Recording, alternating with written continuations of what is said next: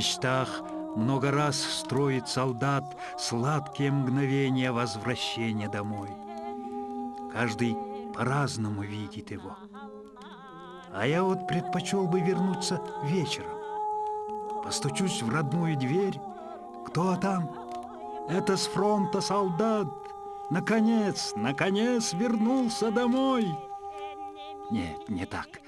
А как? Нет слов выразить радость возвращения. Нет.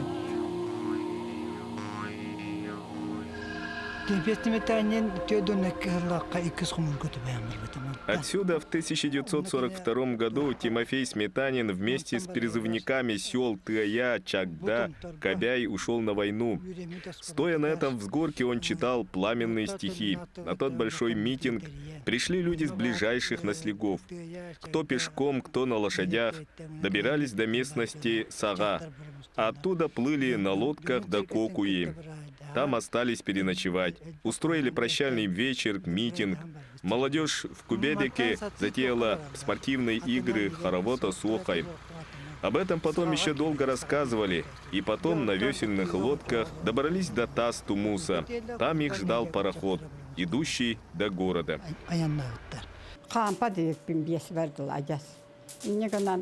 Народу много собралось. Школа Гаврила Егорова только начала тогда работать. Мне было лет 5, но я еще не ходила, и меня кто-то взял на руки. Он был в белой вышитой рубашке. Такой я никогда не видела и не отрывала от нее глаз. Что было дальше, не помню. Так в 1942 году братья Семен и Тимофей ушли на войну.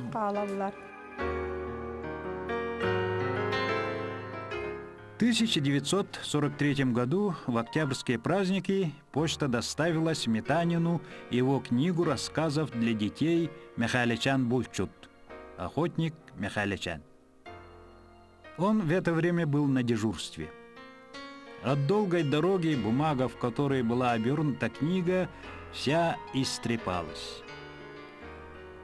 Тут с расспросами подошел командир отделения взвода Цветков, и все, обступив нас плотным кольцом, стали спрашивать, правда ли, что Сметанин в самом деле писатель. Просили перевести, о чем написано. Я перевел немного из рассказов. Все были очень удивлены, что их сослуживец оказался настоящим писателем. Его долго не было, и когда он пришел, заставили плясать, прежде чем вручили посылку.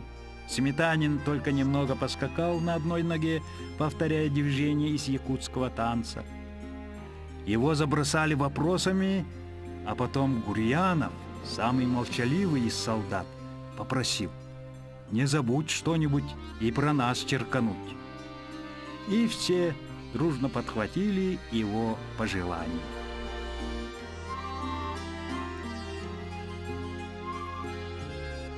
Заслуженный учитель РСФСР Иван Николаевич Рожин, который тоже по ранению, они возвращались с фронта, и на пароходе познакомились, ну и ему будущий поэт. Но тогда уже он до войны еще мало что, ну десяток стихов может, да, печатал, говорил ему: «Я буду поэтом, я буду писателем». Что за праздник на душе? В небе что сияет? Что так мир похорошел? Кто ответ знает? Пыль цветочную вдыхаю, радость эту тоже знаю, жар весны вокруг. Зелень шорохом богата, нет пути уже обратно, все теперь к добру.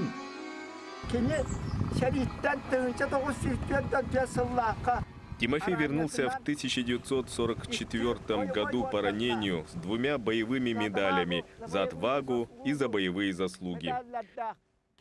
Война заканчивалась, победа была не за горами. Мы, школьники, встречали фронтовиков с восторгом и радостью.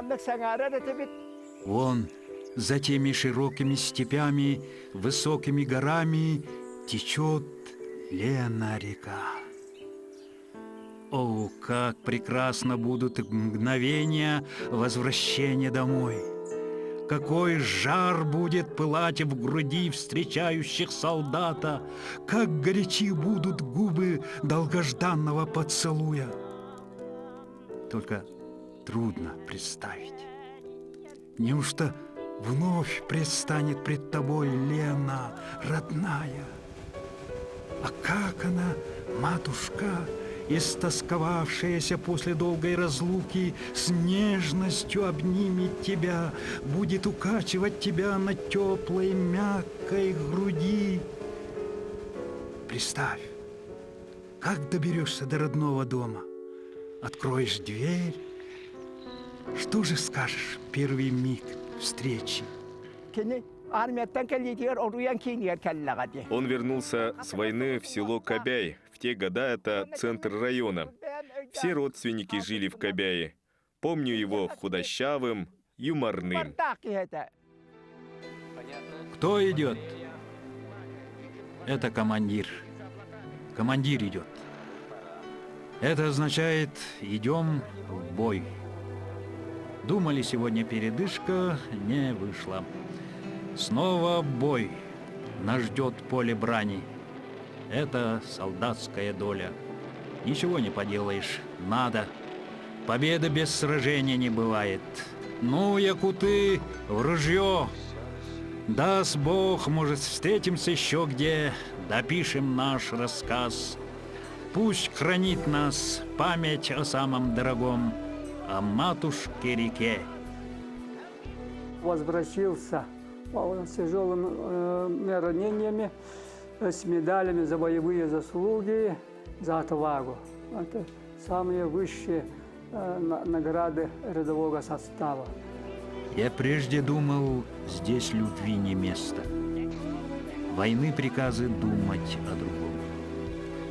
Там, в мирной жизни, чувство неизвестности, и тишина, и мысли про любовь.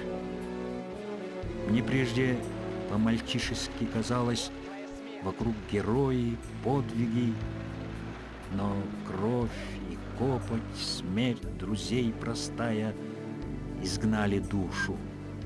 Все во мне лишь плоть. Отец Тимофей Игоревич Сметанин, он с войны вернулся в 1944 году. У него было большое ранение. В этом же году он поступил в педагогический институт. В студенчестве он ходил к друзьям, писателям. Моя мама в это время снимала комнатку с подругой своей у Наговицыной. И там же снимал комнату вот, писатель Заблоцкий Николай.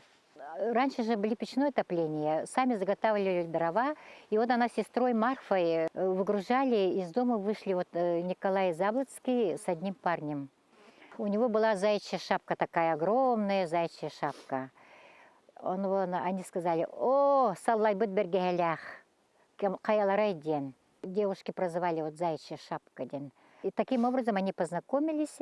В городе послевоенные годы, это такие трудные годы. На топку дрова очень трудно было достать. И с района Хатыстыра они привезли эти дрова и раскладывали. В это время молодой парень направился вот в их дом, очень большой, мохнатой заячьей шапке. Смешно стало, даже эта подруга, такая большая шапка, не по виду, значит, Тимофею Егоровичу, и зашел в их дом. Но зрение во мне не умирало. Тебя увидев, понял я, что жив, что сердце не от страха замирало, а в ожидании глаз твоих больших. А в них сияли молодость и счастье. Всем фронтовым невзгодам вопреки они смеялись. И меня прощали. Жизнь нежных губ ее подольше не покинет. Войной распятые красивости чудной, Огонь души, испытывай меня. Я стал другим. Здесь было все впервые. Не из крови жизнь вышла, из огня. Она была высокая, роста, тонкая, симпатичная. Видимо, Тимофей Егорович влюбился с первого взгляда. Матрена очень хорошо пела песни. Она по этому таланту она вот устроилась в театре. Первый раз заметили. Ее даже самые артисты театра, когда они первый раз устроили в День Победы в Исехе, в Качекасах, в Красном ручье. И вот ее там заметили. Там ей было 16 лет, да? Заметили и пригласили поступить на работу для хора Якутского театра. Она такая высокая, видная женщина, красивая, конечно. Война, она хоть и воспитывает характер, и волю, и нравственность, и моральные какие-то свои критерии вырабатывает в человеке, особенно в писателе, в творческом человеке. Но она и очень многих подавляет.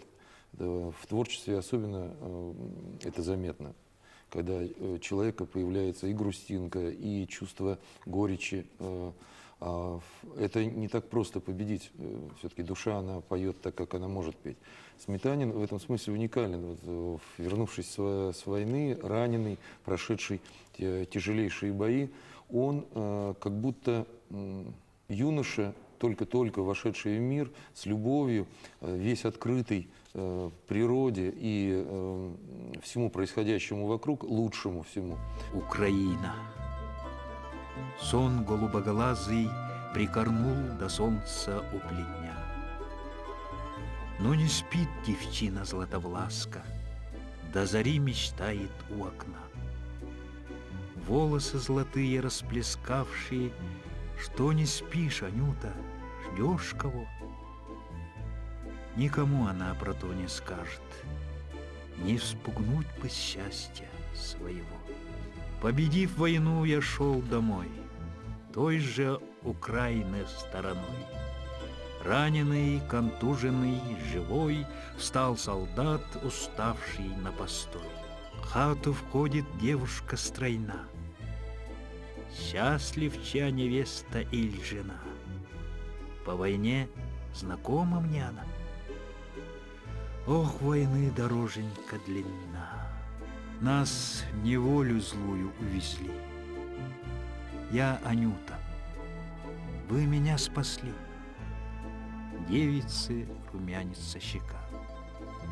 Не забыть такого никогда. Прилетела, села на окно чайка, незнакомая давно.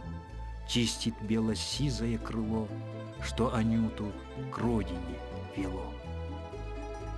Если я таких девчат спасал из немецкой вражьей стороны, и от слез берег я их глаза, и румянец щек их от вины, проживу еще хоть целый век, самый я счастливый человек.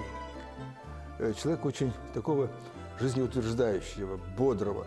У человека, которого, в принципе, как бы смерти нет, даже на войне. Там все живут, все живы. И я же даже не знал о биографии Сметанина, только потом уже прочитал, что он прожил на белом свете всего 27 лет, в 44-м пришел израненный с войны, а в 47 уже его не стало, ему в 47-м году, вернее, ему было всего 27 лет. Украины ягодка красна, жаль, она пока не для меня. Словно бы во сне была весна. Проводи, Анюта, до плетня. Ждет меня якутская земля, а на ней родных два старика. Одиноких доля тяжела, слышу, как зовут издалека. Ты прости, коль я обидел чем, и печаль на сердце не храни. Чайка тихо сядет на плече, подтвердит, тебе я не жених. Красноклювы чаечки летят, проводи меня, небес, дитя. в дом свой возвращается якут. Сына там давно с победой ждут. У него война удивительно, она вот напомнила мне там «Браво», «Солдата Швейка», там Максим Перепелица, помню, был когда такой фильм. «В бой одни идут старики», вот, кстати, фильм тоже, перекличка какая-то такая есть. Когда вдруг война, она и трагедия, она и страшное явление, но она такая же жизнь, где люди живут, шутят, где там влюбляются, с ними происходят какие-то забавные вещи, и они всегда себя тешат юмором. И у него, и в то же время такой солдат Черен, такой из Якутии приезжает, охотник, который там утку сбивает на ходу, и там громит этих фрицев так легко, запросто. Но этому всему веришь, что, ну, видишь, конечно, такое преувеличение, скажем, такое юмористическое немножко начало.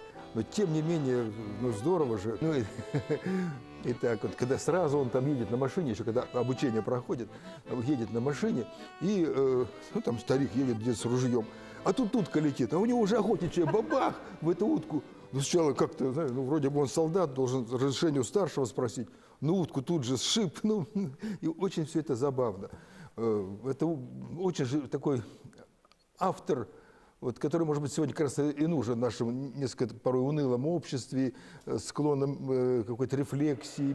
У нас, где я родился, зимой ветер очень сильный был, и у нас были такие сугробы 2-метровой высотой.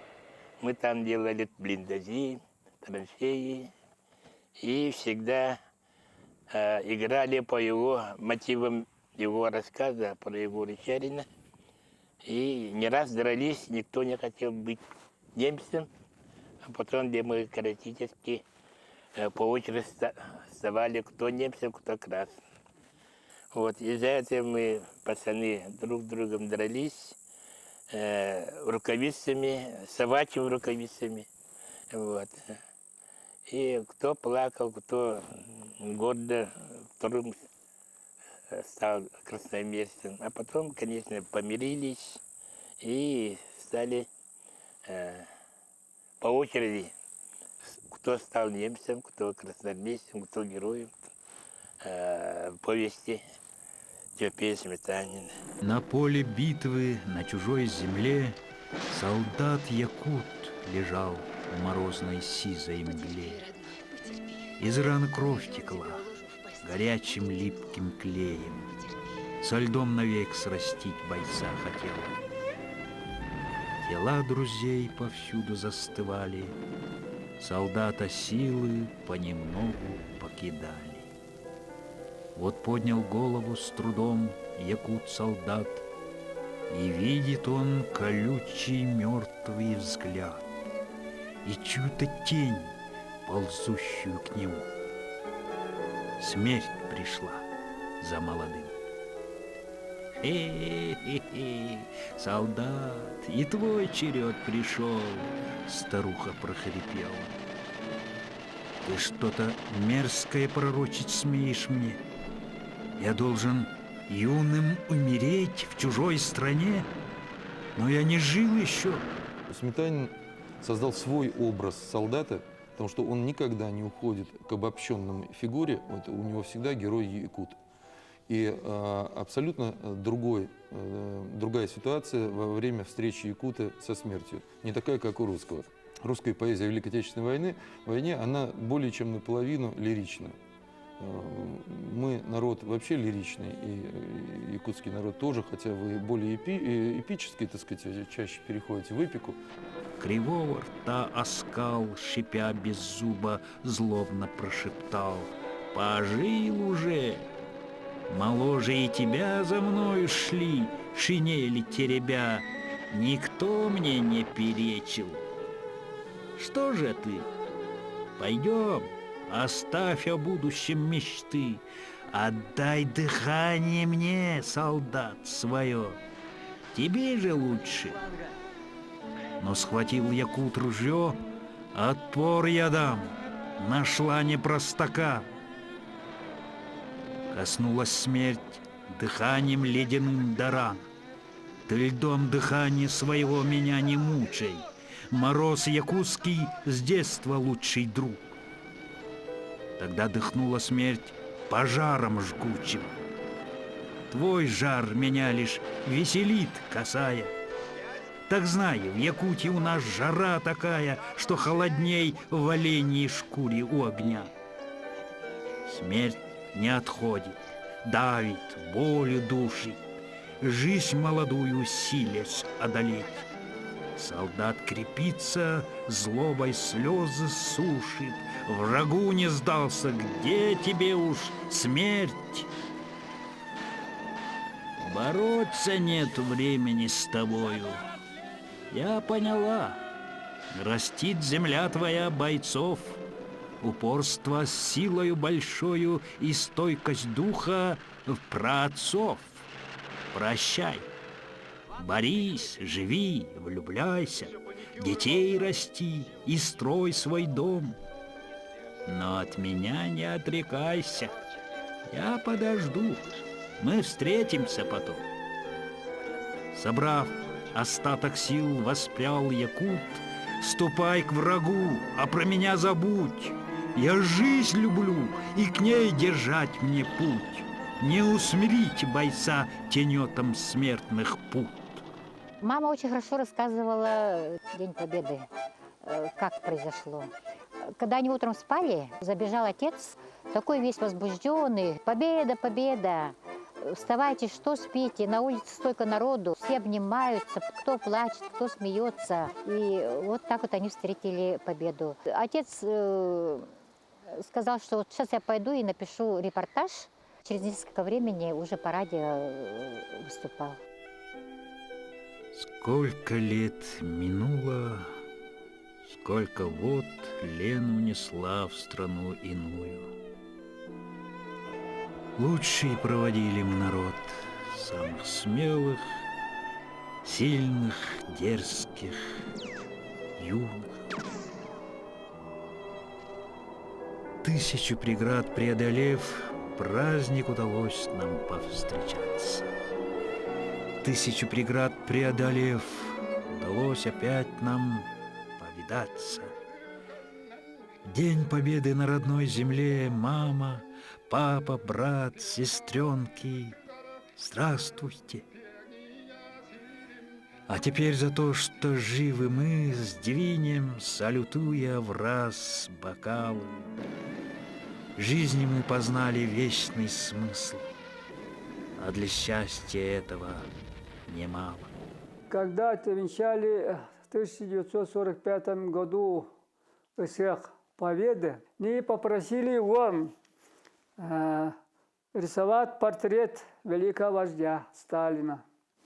Тот краской сухотер, это на белом полотне разрисовал вот на весь рост Иосифа Виссарионовича Сталина, генералиссимуса. И рядом стоит председатель колхоза, это Каприянов Данил Васильевич, кавалер ордена Ленина потом, депутат Верховного Совета СССР, вот, с Чароном перед Сталиным. Сквозь сражений огненный поток дружба нас вела тропой верной. Вброд судьбины горькой поперек мы плечом к плечу ушли от смерти. Право быть живым среди живых — высшая награда на земле. Радуйтесь, вернулись мы с войны. Лейте же в Чарон, кумыс полней. В 1945 году они поженились. В 1946 году в Якутске родилась я. 1 апреля друг Сафрон Данилов сказал, давайте назовем Танюшей, Танечкой, Таней. Ну и они назвали меня Таней. В 1946 году мы переезжаем в Покровск, потому что отцу стало плохо, ранение у него открылось. Арендовали дом прямо на берегу реки Лены. Очень хорошо там проживали, к ним эти вот писатели в гости приходили. Высокого слова и слога звездный нектар бы испить, над морем бы жизни высоко, над синью вод ее вознестись. крылами легкими взмахивая, жаворонком звонким взмывая, песнь радости бы запеть, ветер вольный бы воспеть. От моря к морю летающих, от бьющихся волн ревущих, страстью слова наполняясь, в музыке сердце превращаясь, ступить бы мне на Платона путь. В 30-х годах в литературу вступало целое поколение молодых писателей. Это Семен Данилов, Сафрон Данилов, Леонид Попов, Тимофей Сметанин. Конечно же, Оюнский был для них, для всех кумиром. И вот Тимофею Сметанину удалось написать стихотворение о Оюнском. Вот. Какое-то программное стихотворение. Оно было опубликовано в 1937 году. В 1938 году Оюнский был репрессирован. Семен Данилов был на 2 года старше Тимофея, а Сафрон Петрович был на 3 года младше его. Они собирались вместе залогом, где жил Тимофей Сметанин. Они собирались часто и говорили, конечно же, о литературе. Он все время очень торопился, очень торопился. Он как писал? Он писал, говорит, ему никакие неудобства не мешали. Раз кушает, и сразу вот стаканы туда, и сидит, и начинает писать. Или с работы он при поднятом настроении приходит дома, он все время мурлычал, песни пел, какие-то песни пел. Но любимой песней был его это «Бьется в тесной печурке огонь». Сметанин попадает во время войны в русскоязычную среду. Он видит все, он удивительно хваткий. Может быть, это взгляд охотника, да, там, вот, который видит все в лесу. Он, попадая в среду культуры, уже многовековой устоявшейся, во время Великой Отечественной войны это был какой всплеск поэтического творчества, прозаического творчества. Почти в каждой части служили в газетах большие писатели. Это и был и Твардовский, и Симонов. И это общение с культурой напрямую, прям вот как бы он здесь, сидя в своем улусе, смог увидеть то, что творится за Уралом. Только в командировке. А тут он прожил эти годы плечом к плечу в этой культуре. И, мне кажется, он научился говорить на якутском языке, но по-русски. И у меня связь такая с ним или как ли. Когда он поступил в пединститут, вот на летние каникулы они собрались с друзьями, 5 их было, в Кобяе. До Сангара на трамвае все билеты закончились, решили плыть на лодке. Купили лодку. Когда они собирались плыть, у них всего была буханка хлеба. И мой отец сказал, будем проплывать, остановимся на Графском берегу. Там есть магазин, и мы затаримся, отдохнем и дальше поплывем. И вот они плыли, все-таки по течению уже, быстро все-таки, наверное, плыли. Уже темно, и они где-то остановились, но это был не Графский берег. А вроде как писали Мадуцы. Там их как раз был какой-то старичок, который сено косил. Как раз он уху варил, их накормил, напоил чаем. И еще дал им еду, и они дальше поплыли. И вот этот Графский берег, у меня такой мечты, я же даже и плохо знала этот Графский берег-то тогда. И вот очутилась на Графском берегу. Однажды мать говорит, вот вы что читаете? Я говорю, вот его Чарина, Тимофея Сметанина. А, я знаю я его видел, говорит. Как так ты видела? Это же родня своих сестер, он зять для нас. Вот. Я никогда не думал, что буду зятем Сметаниных. Ну, В университете я женился, оказывается, эта девушка по фамилии Сметанина. Мой родной отец Сметанин Семен Егорович, это старший брат Тимофея Егоровича. Мама рассказывала, что они в молодые возрасты, поженившиеся по договоренности родителей, им в первое время соединиться между собой как семья было очень трудно. И чуть было они не разошлись. И вот мама рассказывала, как им сохранил их молодую жизнь, это Тима. А дело было так. По договоренности родителей они вступили в жизнь и хотели спать вместе, но мама не разрешала. И вот отец после нескольких попыток рассердился и ушел из дома на целый месяц. Мама ждала, и, потеряв все надежды на возвращение мужа, решила поехать домой. Собрала свои вещи, но Тима обнял ее за талию и очень нежно попросил ее остаться. Сказал, чтобы мама не ушла никуда, этот дурак вернется. И таким образом он уговорил остаться. Вообще не знала, чья я дочь и почему я Сметанина. Почему у меня такая интересная фамилия, совсем одна. Правда, я у мамы не спрашивала никогда, но она и тогда и не рассказывала нам. Мы ее и редко видели. Вот, она, когда я в детстве, она никогда нам не рассказывала. В техникум поступила, меня нашел брат, вот Петр Егорович. Он один раз меня сводил в спектакль. Не отца моего, а «Красный шаман». Мне очень интересно показался этот спектакль. Мы к нему домой поехали, чай пили, и вот он мне тогда и рассказал. Когда училась на первом курсе, почему-то мне захотелось поехать в Кобяе. И я полетела на зимние каникулы. И нашла этих вот своих родственников. И все каникулы там пробыла. Там как раз улица имени Сметанина. По этой улице все живут родственники. Прямо из дома в дом меня водили, знакомили со всеми родственниками. И вот так вот и все каникулы. И вот тогда вот я это поняла.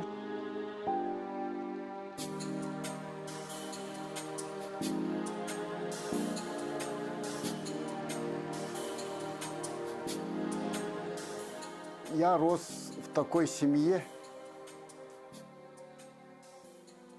где очень близко знали Тимофея Сметанина. Мой отец его близко знал. И все как бы единомышленники собирались в нашем доме, его друзья, оказывается, те, с которыми вместе они учились. И те, которые потом стали, ну, один из них стал директором совхоза, а дядя мой стал поэтом. Ну, правда, до этого он пережил ужасы репрессий. Сокрушались по его раннему уходу. Это было общее такое ощущение вот, трагедии. Человек, совсем молодой человек, только что вернулся с войны, весь израненный. И прожив всего несколько лет, опять из-за вот этих воздействий тяжелых ран он заболел и умер в 1947 году, за год до моего рождения. Все вспоминали о нем, его близкие, с горечью, с большим волнением. Вот это ощущение у меня осталось с детства. Поэтому я вот всегда был очень неравнодушен к этому имени. О, Лена, неразрывная спутница мыслей моих.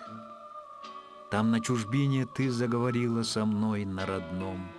Держись, солдат, ты должен вернуться домой. О, Лена, у тебя там есть берег высокий, весь проросший корнями моими, а внизу волны набегают, волны твои золотогривые. О, Лена!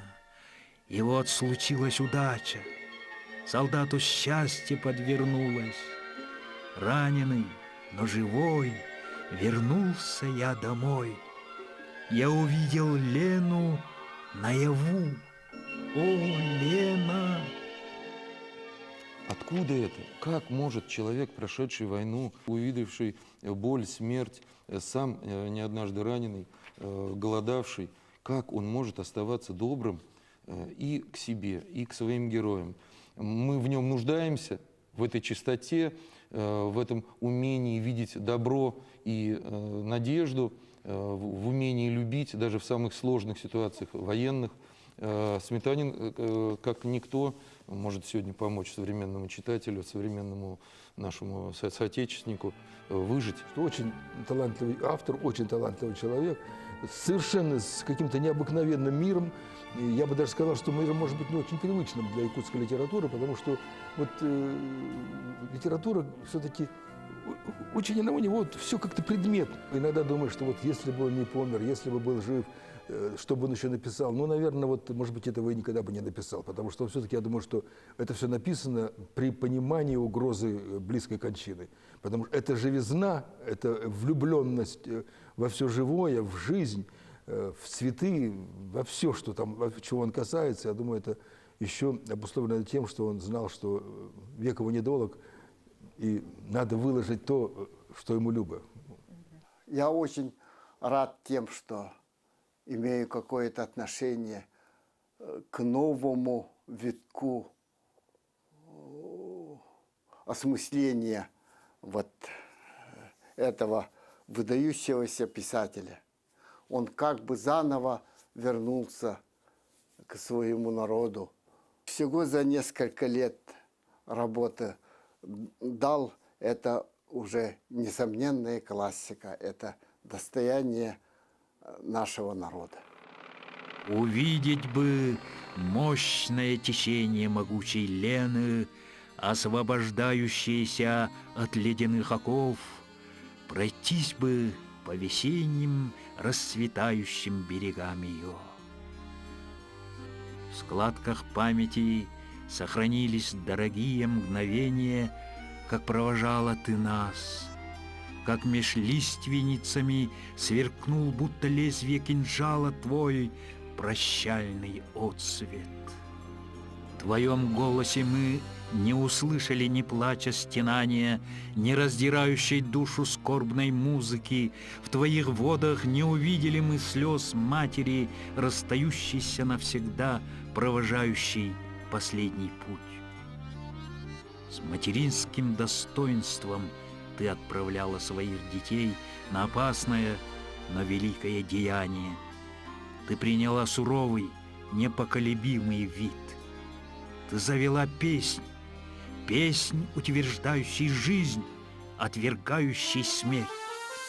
Дети мои, чада мои, путь великий отправляю вас, имя Лены, матушки, не посрамите.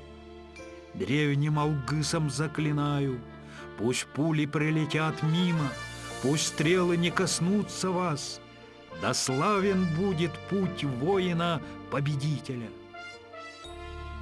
Так дохнула величавая Лена теплым паром, словно поцелуя дыханием обдала, волнами резными, узорчатыми, словно губами прикоснулась.